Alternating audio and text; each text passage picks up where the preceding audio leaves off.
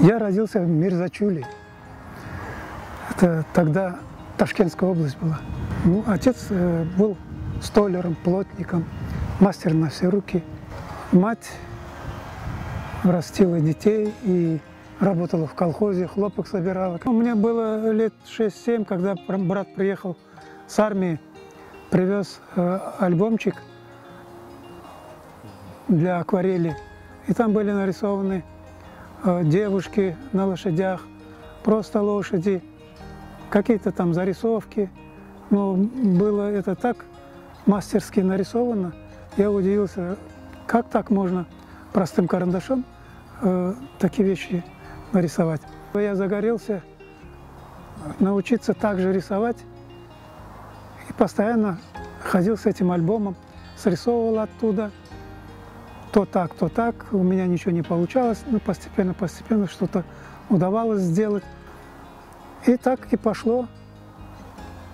В 9-10 классе учился уже в изо-студии у художника.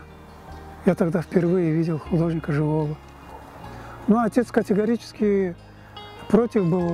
Он говорил, художник – это не профессия, деньги на нем не заработаешь. Ну и, короче, он запретил мне ходить в изо-кружок. А когда мой учитель узнал про это, пришел домой, пешком 5 километров прошел и поговорил с отцом. И тогда отец разрешил мне дальше продолжать учиться в изо-кружке, а потом уже художественное училище, институт и так далее.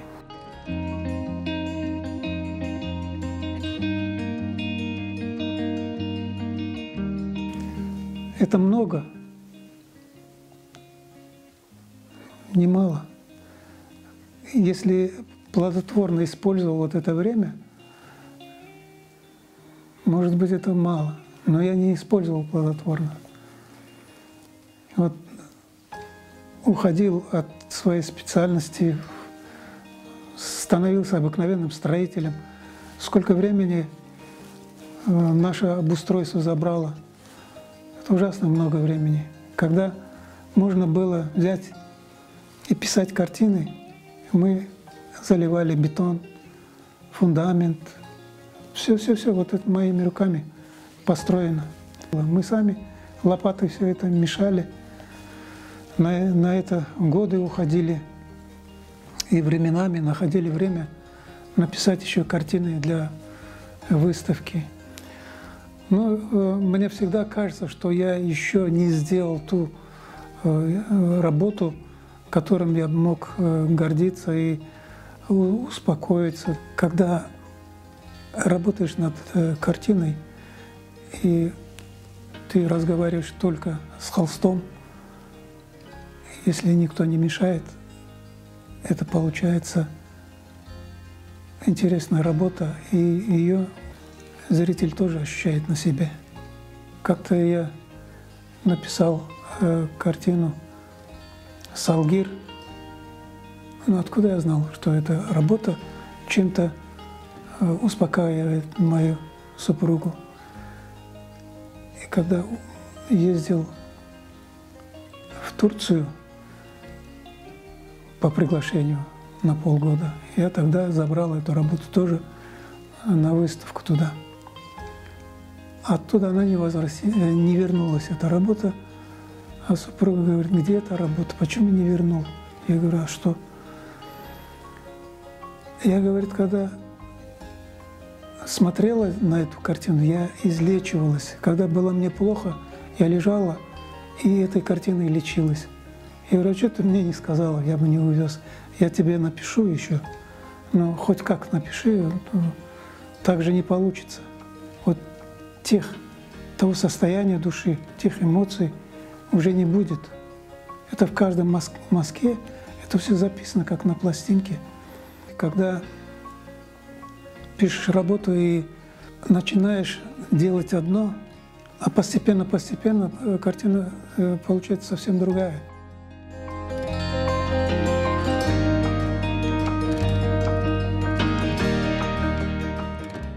Когда нахожу свободное время, я могу сам себя вдохновить писать. А если его нету, то урывками нельзя писать картины. Надо находить время. Если цвета правильно смешаны, если цвета друг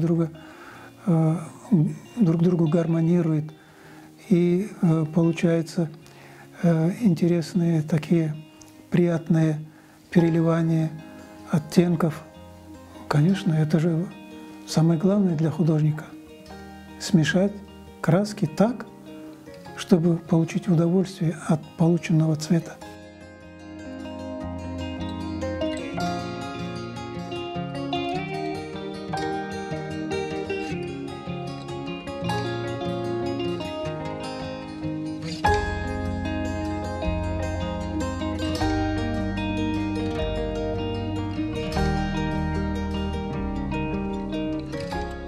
Есть молодые художники, которые действительно занимаются творчеством, и очень интересные у них работы.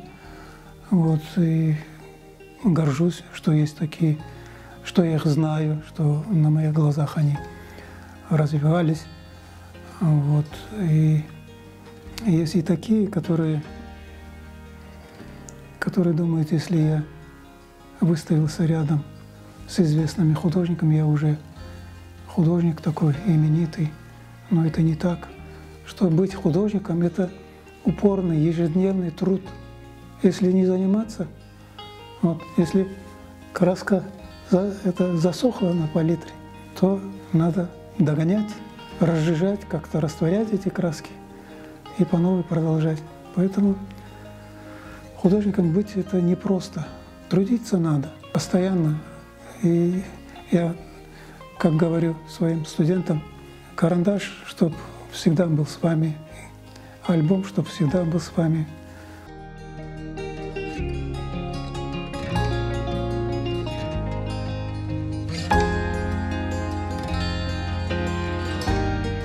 Крымско-татарский художник — это само название говорит о том, что он является крымско-татарским художником, и он как бы не обязан, но он старается показать крымско-татарское искусство.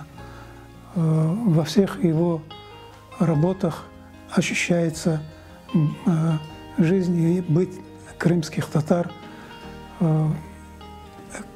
Обязательно в их работах можно увидеть уголки Крыма, можно увидеть старые, уже разрушенные дома наших отцов и дедов.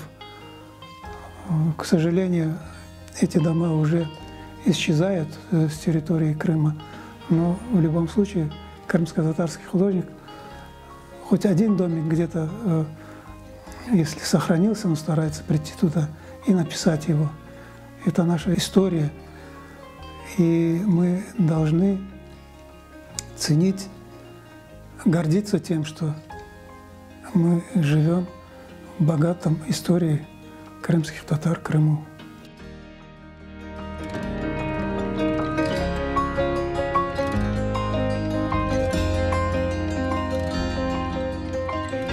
Я работал от художественного фонда в Тайлике, и там встретился со своей будущей супругой Венерой.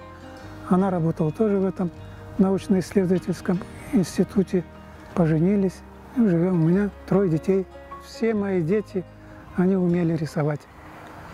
Что сын, что дочери. Они и сейчас, если возьмут карандаш в руки, они нарисуют. Ну, старшая дочь — художник-проектировщик интерьера. И сейчас, хоть и работает в архиве, она нет-нет выполняет какие-то заказы по ландшафтному дизайну, по дизайну интерьера. Ну, вторая дочь у меня стоматолог. Сын тоже скоро закончит дизайн интерьера и получит диплом. Он уже занимается интерьером. У всех у них по 2 ребенка, вот 6, скоро еще 1 будет. внук, наверное.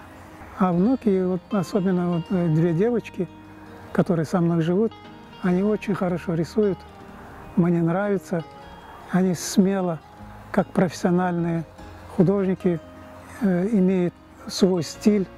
Если нарисуют просто так, линейно, быстро-быстро, все равно, кого они рисуют, похожи.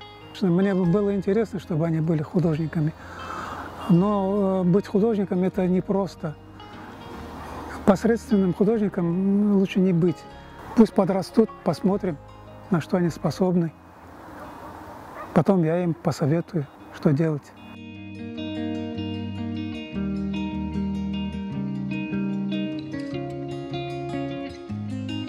Да, я, конечно, снова бы стал художником, но только я бы немножко по-другому расставил бы свою деятельность. Ну, естественно, мы переехали в Крым, очень много времени мы потратили на обустройство. Ну и сейчас стараюсь, стремлюсь писать больше. Да, я мечтаю, те работы, которые мои задумки, очень много их, выполнить и сделать прекрасную большую выставку. Есть где это показать. У нас в Союзе художников большие залы. Всегда мечтал об этом, чтобы я всеми своими работами заполнил эти залы. Жизнь человека состоит из 3 цветов, если перевести это на краски. Это красный, желтый и синий. При смешении желтой краски с синей получается зеленый. Желтой краски с красной получается оранжевый. И вот человек тоже для себя свою жизнь смешивает различными оттенками, используя эти краски. А мне бы хотелось, чтобы при смешении моих красок получались звонкие, яркие цвета.